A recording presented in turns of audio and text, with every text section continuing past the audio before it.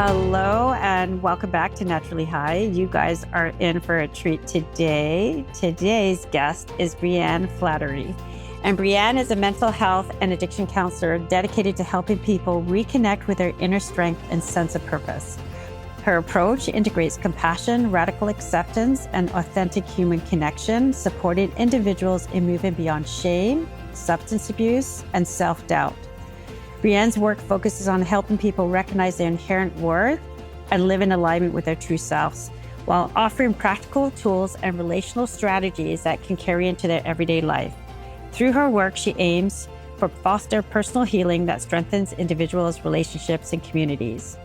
And I couldn't be more thrilled to reintroduce Brianne Flaherty because she has been a guest of ours in probably 100 episodes back in another year. And so welcome today, Brianne. Thank you for coming on Naturally High. Thank you so much for having me, Jeanne. I've been really, really looking forward to this conversation. And, I reflect back to the one that we had a few years ago, and I'm excited to sit down with you again. Thank you. Me as well. So for those of you who don't know, Brianne and I met as colleagues back in an organization called Helix Healthcare back in the day. And one of the things that I was always struck about Brianne was her wisdom for such a young person. We think alike, which is great, which is why I'm so aligned with her work and her messages, because she really is beyond her years in so many different ways. So we talked about a few months ago about purpose and vision.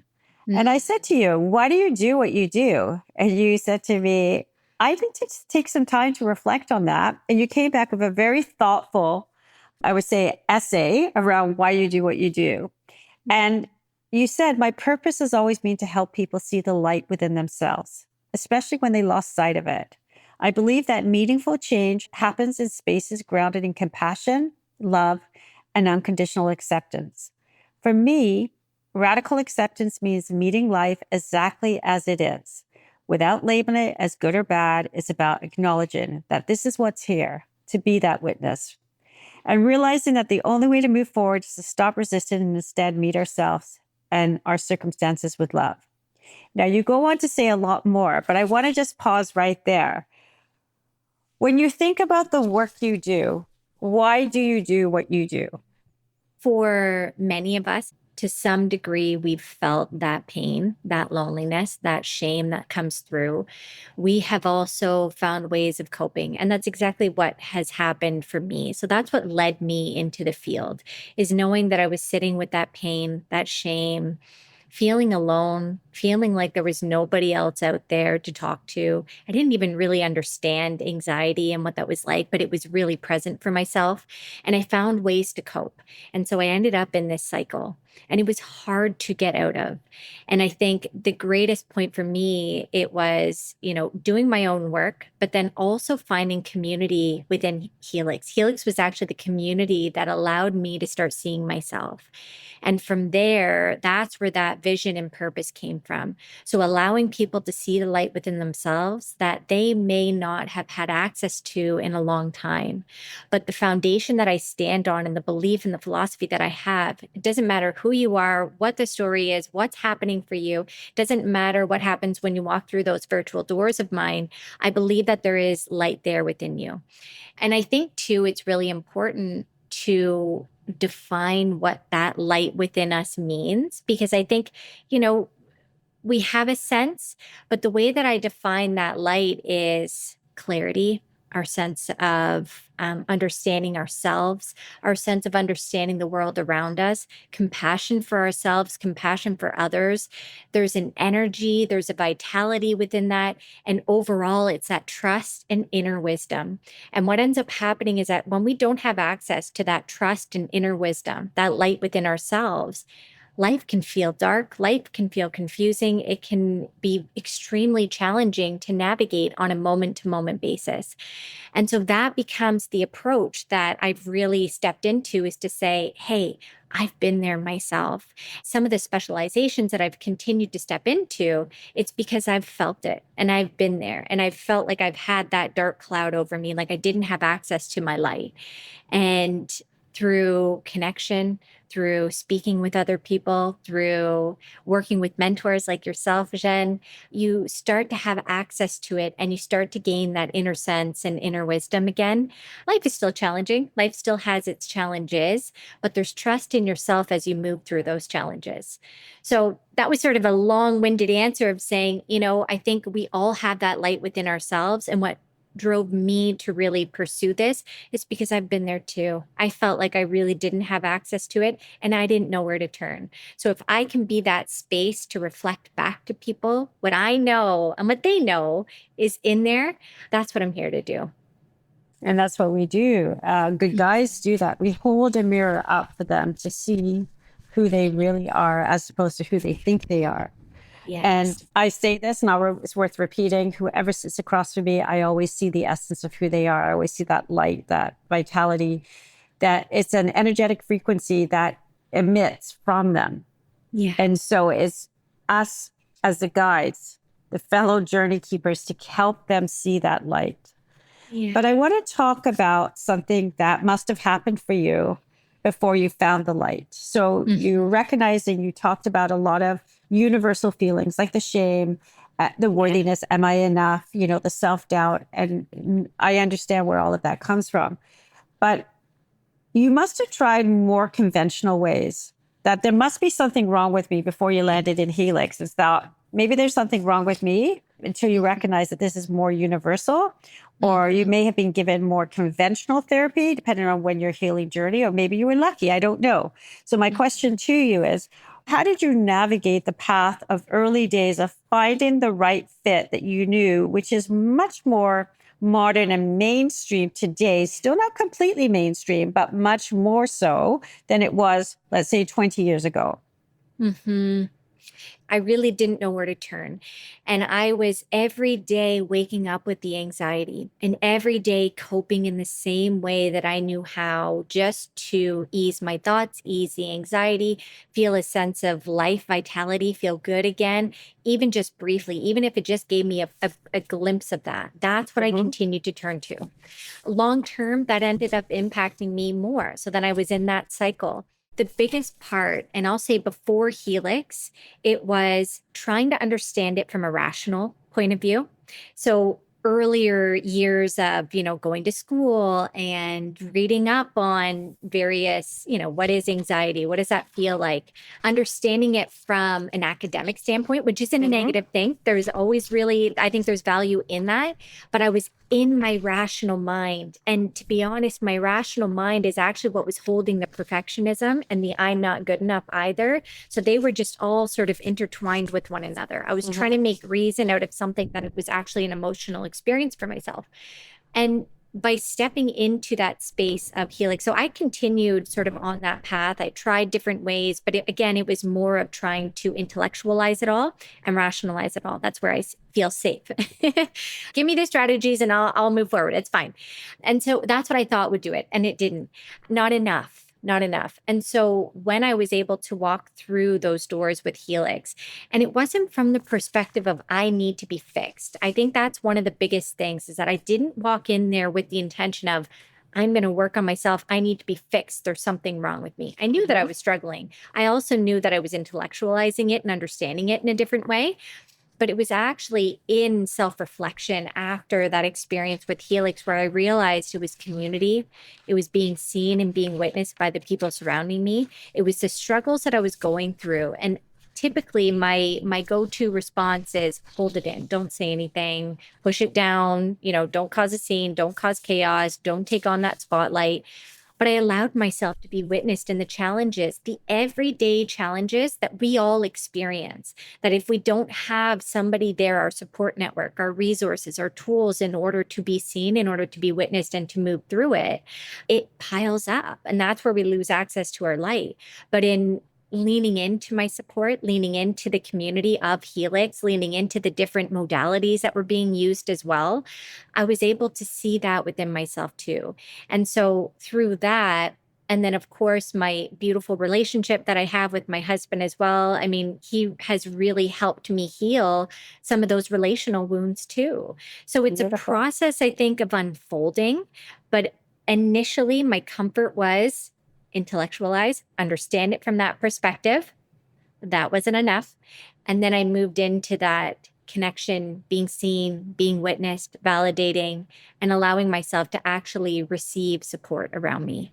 And I remember exactly how terrifying that was for me because I'm like yourself. Like, I think a lot of people want to make sense of something. If only they understood why, right? Mm-hmm. When there's tragedy and heartbreak, why is not going to cut it?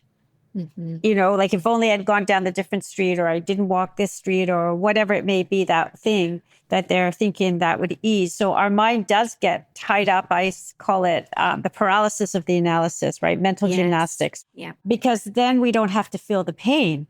We don't have to touch the pain because we're just going to be too busy figuring it out.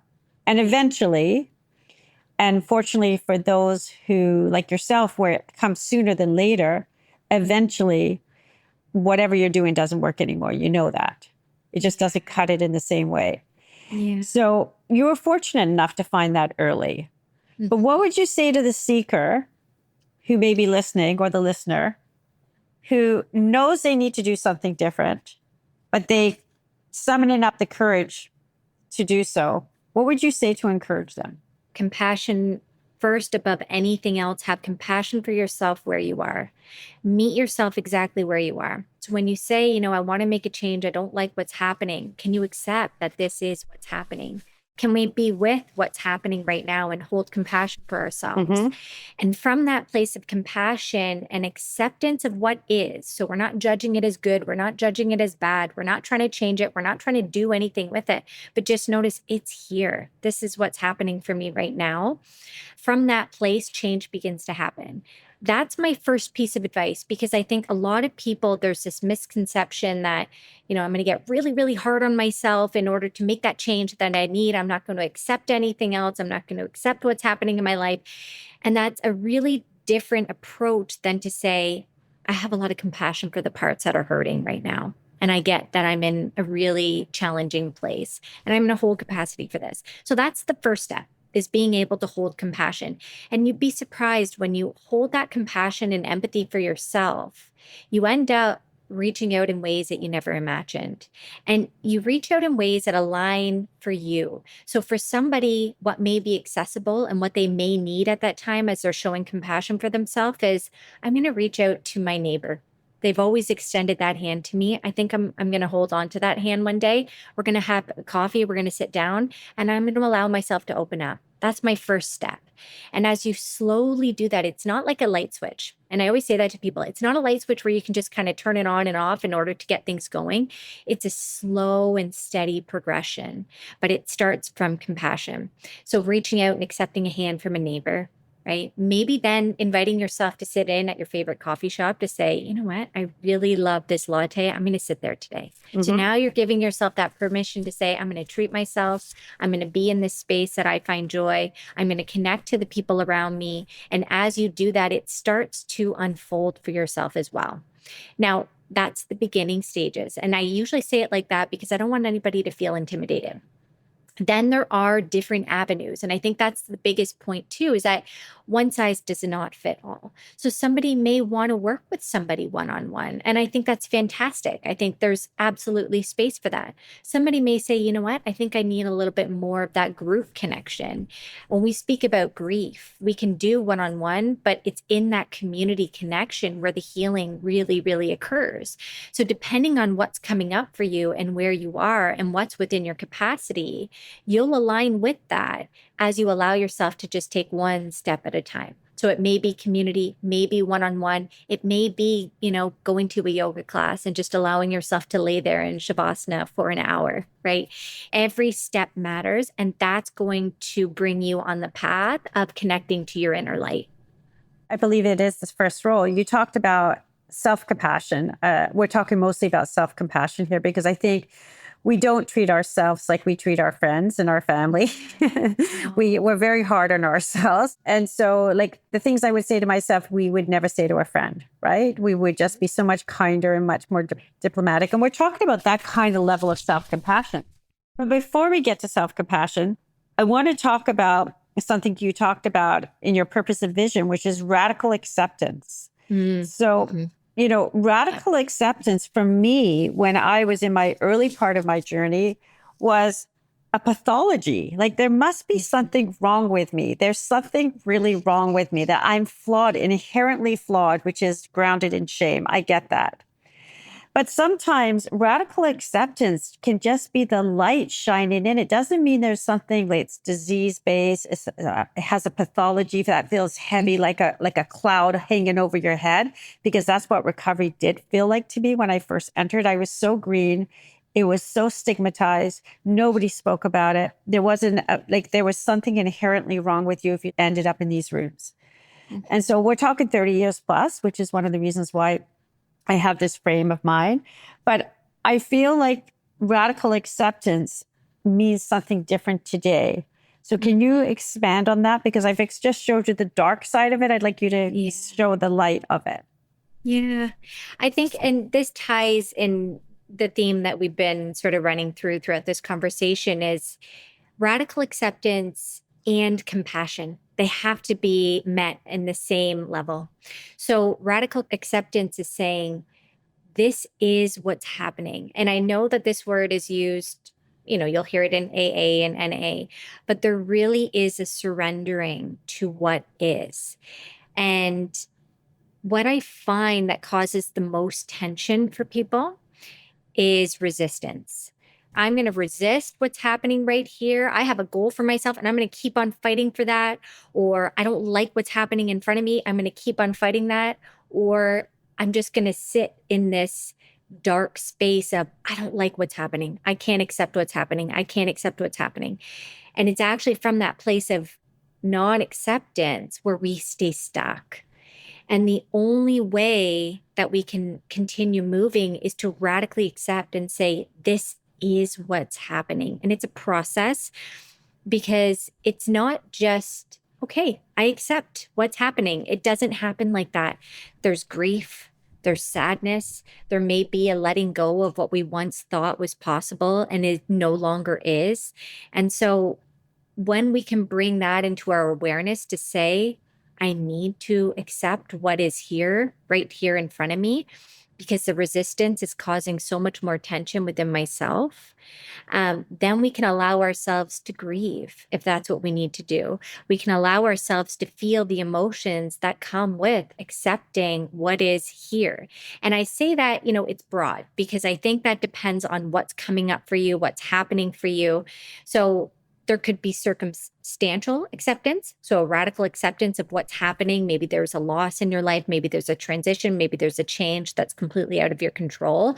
There may be that part of the radical acceptance. There's also the radical acceptance of, anxieties here. I'm feeling really anxious right now. I'm scared. There's fear right here. And rather than resisting it, although that's what we want to do when we're feeling that discomfort, when we're feeling the fear, we want to move away. That feels safer than it does to stay with it. But when we can teach ourselves and hold the space and the capacity to say, what's here is okay. I'm going to surrender to what's here right now. And there's strategies to help people move through that as well. So there could be more of the deep breathing, tapping as well. But all of these strategies help you build capacity to accept what is here, right here, right now. And I couldn't agree more. I think part of radical acceptance on the flip side of that, which you touched on all of those things, is you talked about the ability to stay with, I always say, not abandon ourselves in the moment. So when we're uncomfortable, it's a natural instinct to run like hell, or to just sort of freeze or shut down and not be able to move, even though you know that you should be moving or you should be doing something different than what you're doing. But I think what I'm saying is that when we're in that radical acceptance, we want to be able to be in it, to be conscious of, which is what you said in different language, to know what is, rather than abandon ourselves to the fear. And I think people need to understand that if we want to get someone to radical acceptance, maybe we need to let them be more comfortable with being uncomfortable, because that's part of it. We're not going to move people. They're wired biologically to not feel uncomfortable. Yes. So they're going to do anything intuitively to make themselves feel better. And so this is why it's so hard. There's that small moment between cause and effect where we want to sort of spark that ignition in that individual to say, what else is possible from this moment, right? Other than habitually go into that, run like hell, shut down and collapse, freeze, or whatever the response is. It's going to show up in a variety of different ways for people. Yeah. Yeah. Well, and I think too, what's coming up for me as well is just empowering people to know that they can sit within that space of discomfort. And sometimes initially, And nothing will happen. That's bad. Yeah. Nothing's like, coming through the door or falling in on us. We're okay. But the most healing part about that is allowing yourself to be witnessed through that too. And that's important to emphasize as well, is that witnessing is healing. And so reaching out for connection, allowing somebody to hold that space and that capacity for you. Again, maybe it's within a group, maybe it's one-on-one, maybe it's with a loved one that you trust. Whatever that is for you, allowing you to be with somebody to know that you're safe in that space and to be witnessed through that as well. Now, some of that too. So when somebody's feeling that discomfort and that urge to leave and that fear that may be coming up, that's the invitation to say, what's this like for you? Can we soften our shoulders a little bit? What's your body telling you right now? Where is this showing up for you? And so we kind of go from taking them in their story and to now bringing that safety back into their body as well. And that's part of it. That's part of being able to hold the capacity for it and expand the capacity for discomfort too. So we don't feel as though we need to move away from it. Absolutely agree. When we're talking about witnessing, there's another component which our beloved mentor, Dr. Marty Glenn. Mm-hmm. There was a few parts that she used to talk about. First of all, the witnessing is the experience we didn't have. The experience we didn't have when there was those moments of emotional neglect. Let's just use that loosely for the sense of understanding. So there was some emotional neglect where someone missed it for whatever reason. Maybe they've always missed it. Maybe it was just one time, but that younger version of us turned it in on ourselves, right? So the witnessing is like a safe homecoming to give us the opportunity for a reparative experience, that every time I behave or feel this way or act this way or triggered this way, someone else could show us something completely different than what we've experienced, right? Yes. And I think that's an important component of that. And the other thing she always used to say, as you always know, we don't go to the hardware store for milk. So knowing who are your people, so that you can actually, so if you're my person, like you could be one of many people for me that that if I wanted to come and be vulnerable to you, I'm not going to be met with judgment or more questions because I'm not triggering anything in you when I just say something about me. Yeah. But when someone's not grounded, or we're going to the person who cannot conceive what we're even talking about, and we're asking them for something, we're going to come away feeling worse. Yeah. So it's important to know how to build that community. And what would you say to the listener out there who wants to go and find that community? Where do we start?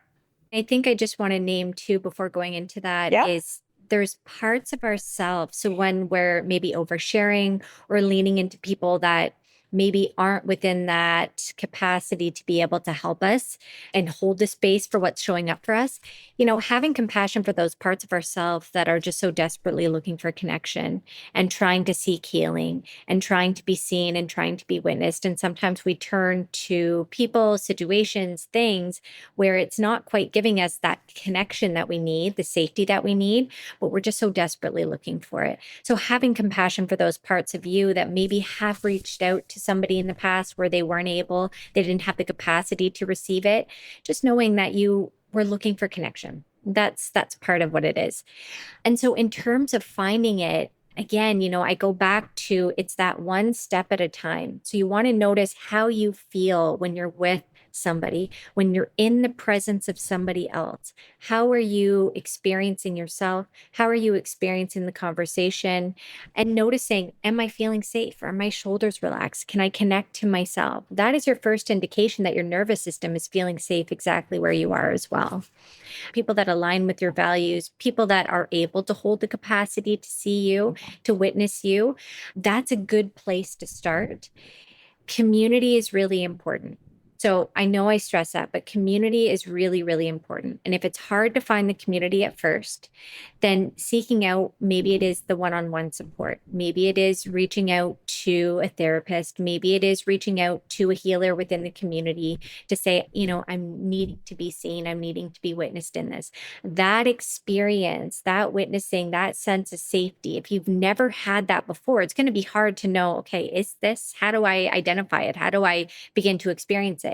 And in those spaces where somebody's actually able to hold the capacity, so maybe somebody trained, so a therapist or a healer, or in group settings where that's what they are there to do, you begin to experience what safety feels like. And so then outside of those doors, that's where we begin to branch off to notice, when I am with this person, there's a lot of safety. There's a lot of connection. There's curiosity that comes through. There's a lot of empathy and love. And, they're there for me. And so from that space of knowing yourself, that's how you begin to open yourself up, build community, and be witnessed in your healing too. Absolutely. Tell us what you've noticed when people move from a place of love and acceptance after being witnessed. What changes in their world? There's softening, there's trust within themselves. They gain access to energy that maybe they haven't had access to in a long time. And the energy doesn't mean that it's fast paced. It's a different sort of energy of knowing who you are, understanding the world around you, feeling safe in the world around you, trusting yourself that life will be challenging. Life is always going to be throwing curveballs. I think that is inherently a truth about what life is. But having that trust to yourself and that inner wisdom and that connection allows you to move through those challenges with ease.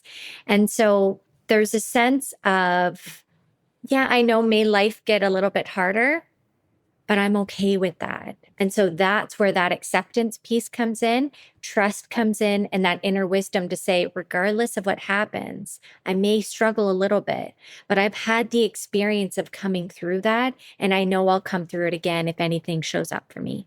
So again, I think it goes back to that trust, that softening, and that light that people experience. Absolutely. As we do life, or we're lifing, as I would say, it takes us, curves in the road and the right turns or the sharp lefts, and we're not always thrilled about it. And we sometimes can be heartbroken. We look at it as good or bad, failure or success. But our results, so I say we either win or we either learn. So there's learning, there's valuable information in what our experiences are, whether we like them or not. Yeah. And I think our focus needs to be more on results. We're typically focused on results, good or bad, success or win or lose. What about looking at our results as a process and measuring them by what we're doing along the way? Yeah. Because I think there's an element of life that has its own unique divine timing, as I would say. And as 12-step would say, don't quit before the miracle happens, right? Yeah. So we don't know when things are going to happen. It may not happen in our timetable. And that was exactly what my process was. I felt like the first few years, I was initiated into a culture that I couldn't understand. I felt like everyone was speaking Chinese. We were speaking English, but it didn't land for whatever reason. Yeah. I felt like I was white knuckling, holding on tight, which is one of the reasons I became so interested in other work, because I knew I needed more. But I think the thing is that we can be doing the right thing every single day, showing up, and it may not be these perfect, grandiose results that we're looking for. But the fact is we haven't abandoned our path. We're still showing up. And so the results can happen when they're meant to happen rather than when we think they should happen. Do you want to elaborate a little bit more on that? Yeah. Well, and I think it goes back to the conversation that we were having with resistance, with acceptance, the unfolding as well. So the process of unfolding, it's not a light switch. It's not just that big aha moment. There will be some aha moments, yes, and they feel really good and very cathartic, but that's not what it is. The reality of it is that there's this deepening, there's this unfolding, there's this softening. You begin to ask yourself questions that you never never did. And they just start to appear. And again, it goes back to that trust in yourself and trust that you're on the path of change, whatever change is for you. And that the ideas that you may have for yourself or the goals that you may have for yourself, as you begin to trust the process, notice the resistance in the areas that you're trying to pursue or just step into, and you can let up on it. You can soften into it and say, I'm going to let this be. Life starts to happen for you. And so it feels like we're flowing with the stream rather than against the stream. So it's this deepening, this process of unfolding. Jeanne, I think my experience and grief has brought me into deeper levels that I've never experienced before. And I think that capacity for pain, although very apparent, our capacity for pain and grief is also the reflection of the capacity for love and self-acceptance and compassion. And realizing too that when we allow ourselves to move through it, whatever is there, anger, sadness, anything that's coming up for you, it's actually allowing you to live life more fully. And that anger and that sadness and grief and, self-doubt, it's going to show up at a time that is its own, right? We don't have control over that. That's the process of trusting that when it does show up, when I can be with it, radically accept that it's here and be with it, hold that capacity, hold that space for it, that I'm actually deepening my capacity for life, for love, for living, for compassion, for seeing and connecting with other people. So we don't get one without the other. And I think that's really important for people to remember, is that any process that you're on, as it shows up in your life, when it's meant to, when you're ready for it, that it's actually deepening your capacity for things that are so beautiful as well, like love and compassion and connection. If you can't love because you're scared of something going wrong, and how many times do we see that in failed marriages? People, no, or they lose someone and they go, no, I'm good. I've had my life. I've had my love. It's never going to be replaced. When we can't open ourselves up, we're limiting ourselves in so many ways because we're so scared of what might happen that we miss the opportunity for what can happen. Yeah. Yeah. And it's all a way to protect ourselves. It's saying, if I step into this, I'm scared I'm going to get hurt. Well, at what cost? That's always the question that I go to. At what cost is this to you? I And that agree. is our ability to connect and love and to feel love. And inherently, when we're connecting and feeling love, on the other side of that, we may feel pain, right? That we don't get one without the other. No, so we have to welcome all the parts. Yeah. As difficult as some of them may be, we're losing so much more by not doing so. Yeah. Yes. Yeah. Beautiful. That becomes the barrier to our light, to being able to access who we are, that essence of what's true for ourselves. When we try to protect ourselves from all these other elements, and understandably so, it's actually within that protection that really builds up that armor to our own light. Perfect. So talk to me a little bit about trends. Okay. What are you seeing now that's different than, say, 5 years ago in your practice? Mm-hmm. I would say more and more the connection to the body is becoming not something, just new and fresh and just an idea, but that it really is something that people are more inclined to just guide themselves towards as well, and realizing the benefits of when they do. So, when we talk about somatic experiencing and moving through, I think we're moving towards an understanding that emotions carry energy with it. And for people, when they walk in, they realize the association of, when I'm sad, this is the energy that I'm carrying. And when I actually turn towards and I allow myself to sit with it and move through it, not the story, and we could talk about the story, but when I allow myself to actually move through the energy associated with that feeling, that belief, that emotion that I'm experiencing, there's a shift.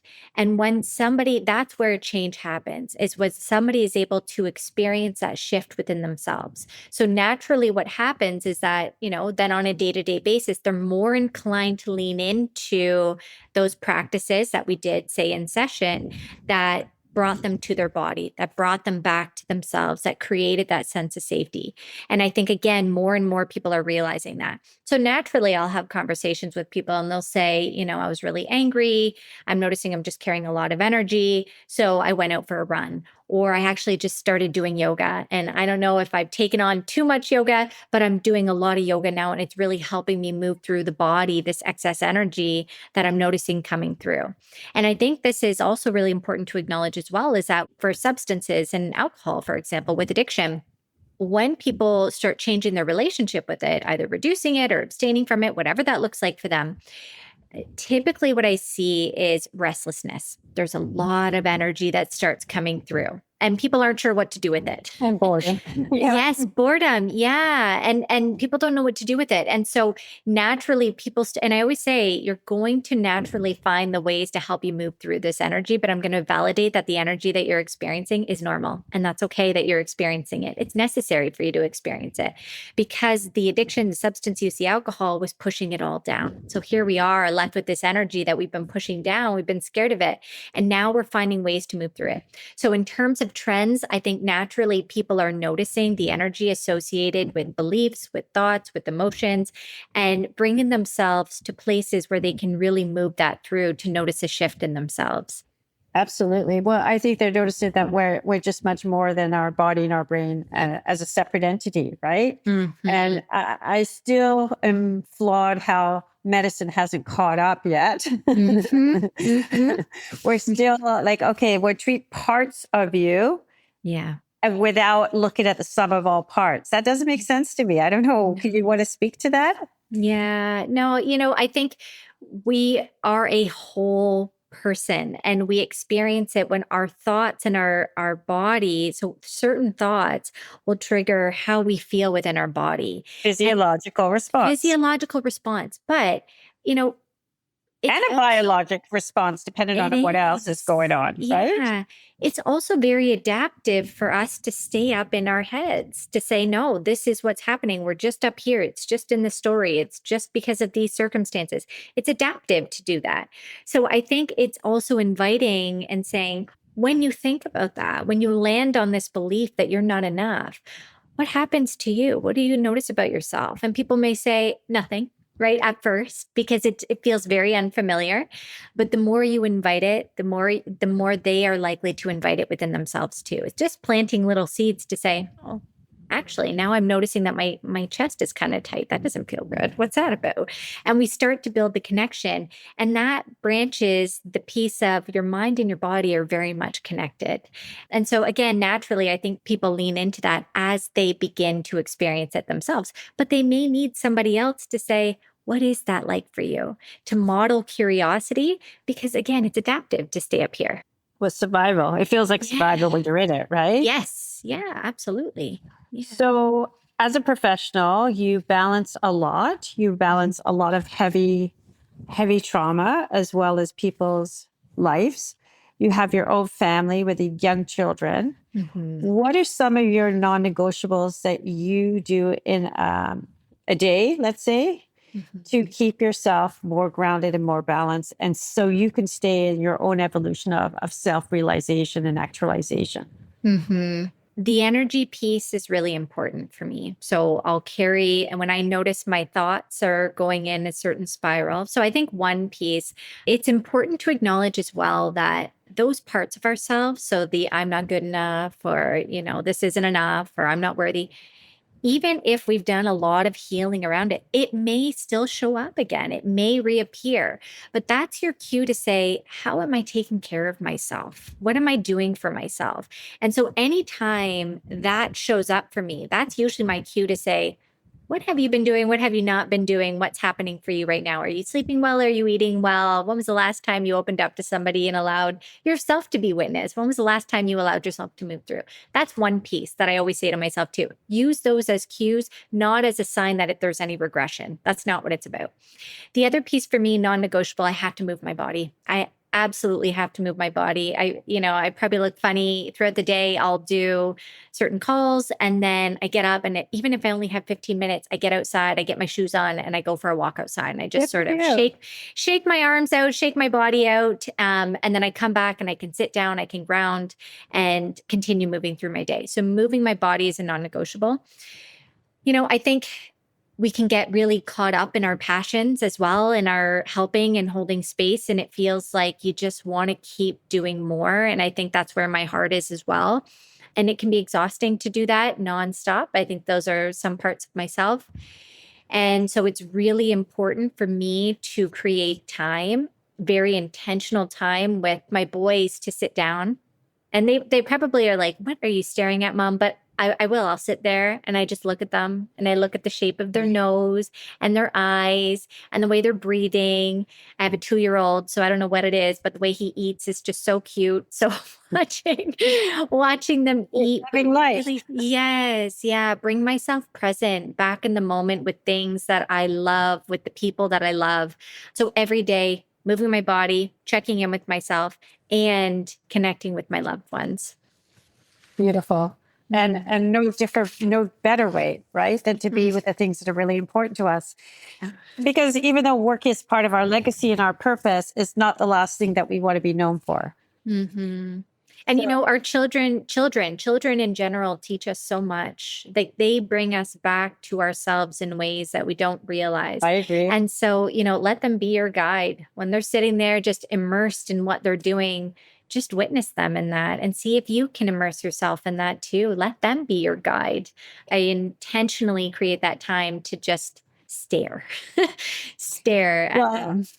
I'm doing that with my second act as a grandparent. I understand the moment that's being presented when I just are with them. And I find myself doing things I'd never do for anybody. Or it's like, I'm still marveled at how I feel like I've missed a chapter because it's so different and I'm so present. And I think that speaks to not only space between having children and grandparents, but I'm a person who's present now in most of my life.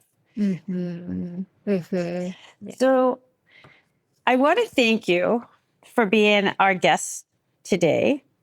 And before you leave, is there anything that you'd like to say to the listeners? One of the questions that I always ask people when they come in and we've been in these conversations and, they're feeling stuck and life feels really heavy and it feels like it's not coming through and they just don't know who they are. I always ask that question, do you believe there's light within you? Do you believe that light is there? Even if you have access to it in this moment, do you believe it's there? And the answer is usually yes. And that becomes your foundation. So trust that you have everything within you to create the change that you're looking for, to live the life that you want to live, and that there's been a few strategies, adaptive strategies to help protect you. But trusting that the light is there gives you that space to continue stepping from that space as well, making decisions, getting curious, having compassion for yourself as you do it. And I think the biggest piece is that, it's not that light switch. It is a process of unfolding, of unraveling, of learning, relearning. It's part of the coming process. Back again and again and again, right? Exactly. So to be open to that process and trust yourself within that too. Beautiful. Mm-hmm. So, Brianne, tell our listeners how you stay naturally high. My children, movement, my work that I do, connecting with people on a day-to-day basis. I find there's so much energy that comes through those conversations and leaving those conversations. I'm telling you, Jeanne, you wouldn't think so, but this field and working in addiction and mental health and grief and trauma, yeah, it can be heavy, but I'm telling you, I've had some of the hardest laughs I've ever had with some of my clients. You have to. Yeah. And that vulnerability piece has taught me so much. And yeah, I've gone to school, I've done my training, I continue to do training. It's never going to end. And I have my own experiences as well. But what I learn in those sessions from the people I sit across is invaluable. So that's how I stay naturally high. And there's no greater way than to be in integrity with oneself. Like that's the high. Is when we're living our ultimate life in integrity with ourselves, not someone else's agenda. Yeah. There's no better feeling. No, it's alignment and it's trust. Absolutely. Yeah. So thank you, Brianne, for being our guest today. And we look forward to hearing more about your new developments as things emerge for you. Thank you so much, Jeanne. Thank you for joining me for this episode of Naturally High. If this conversation resonated with you, I'd love to hear your thoughts. Please leave a rating and review on Apple Podcasts or Spotify, or reach out to me through the links in the show notes. Together, we're changing the way the world approaches mental health, addiction, and trauma. Remember to like, subscribe, and leave a rating for Naturally High on Spotify, Apple Podcasts, or wherever you listen so you never miss an episode. For more inspiration and resources, follow me on Instagram at therecovery_concierge or visit therecoveryconcierge.com. Stay empowered, keep rising, and I'll see you in the next episode.